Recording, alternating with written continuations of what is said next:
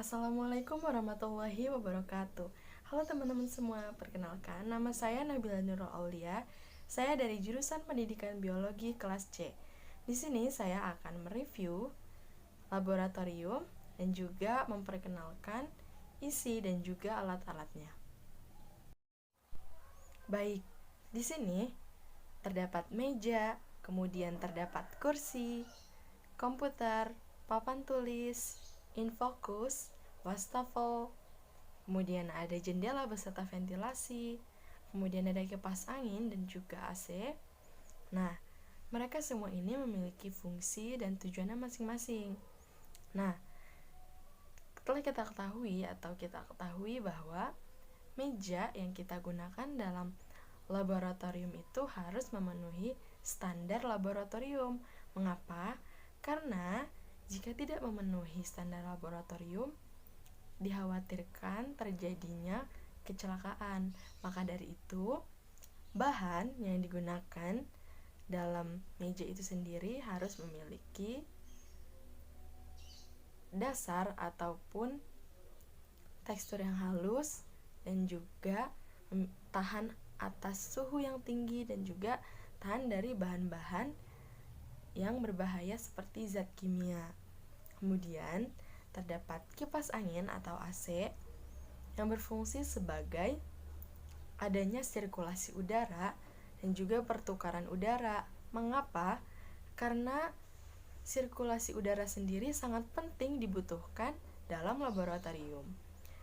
Karena laboratorium ini juga perlu adanya sirkulasi udara untuk mengoptimalkan suhu ruangan dan dikhawatirkan terjadinya atau terdapat bahan-bahan kimia yang beracun ataupun berbahaya yang bisa mengisi ruangan laboratorium tersebut dan dapat mengganggu kesehatan kita. Maka dari itu penting sekali adanya sirkulasi udara. Kemudian juga terdapat jendela, ini sebagai masuknya cahaya di dalam ruangan yang dibutuhkan untuk melakukan penelitian atau eksperimen. Maka dari itu, jendela yang dimiliki ruangan laboratorium juga harus sesuai atau standar dengan standar laboratorium. Mengapa? Karena cahaya itu sangat penting sekali. Telah kalian ketahui bahwa ruangan yang saya amati ini jendelanya sangat kecil sekali. Maka dari itu dibutuhkanlah lampu yang terdapat di atasnya atau terdapat di setiap meja, yaitu untuk membantu adanya cahaya untuk penelitian, untuk melakukan penelitian ini supaya menghasilkan hasil yang optimal.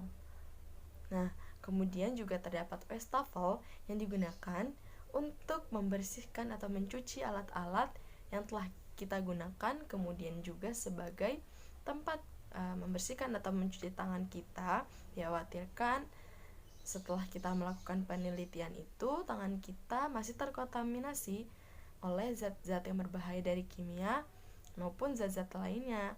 Maka dari itu wastafel ini juga sangat penting sekali.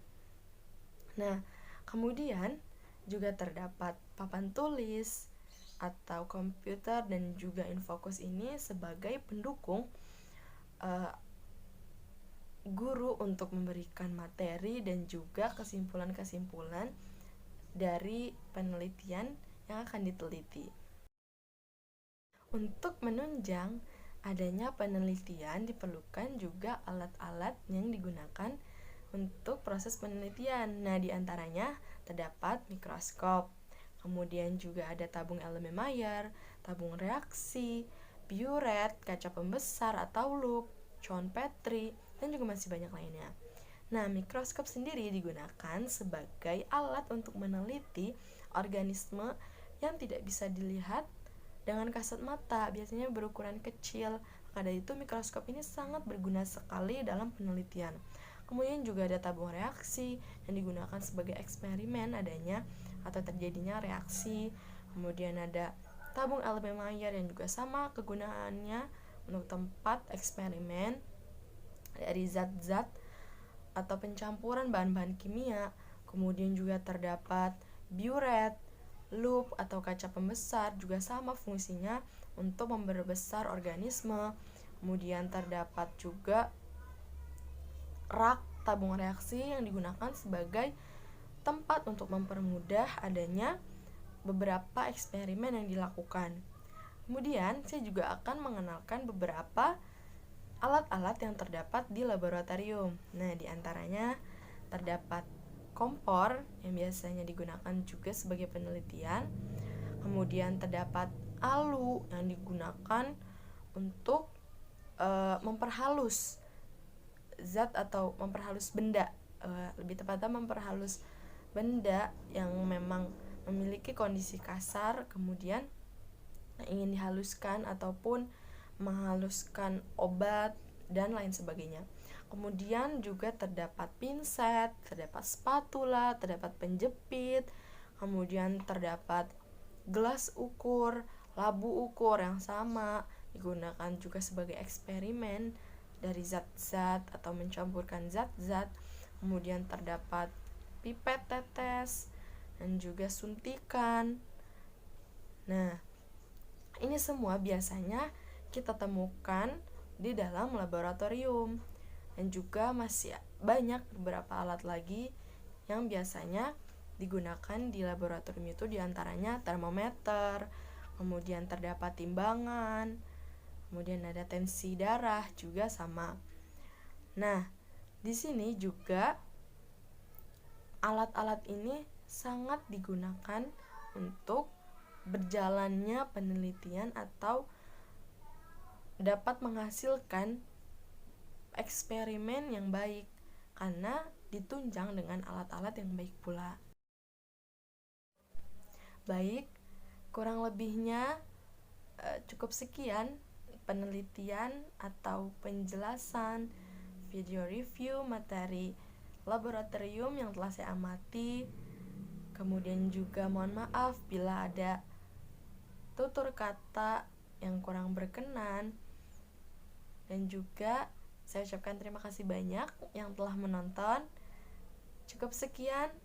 Billahi taufiq wal hidayah. Wassalamualaikum warahmatullahi wabarakatuh.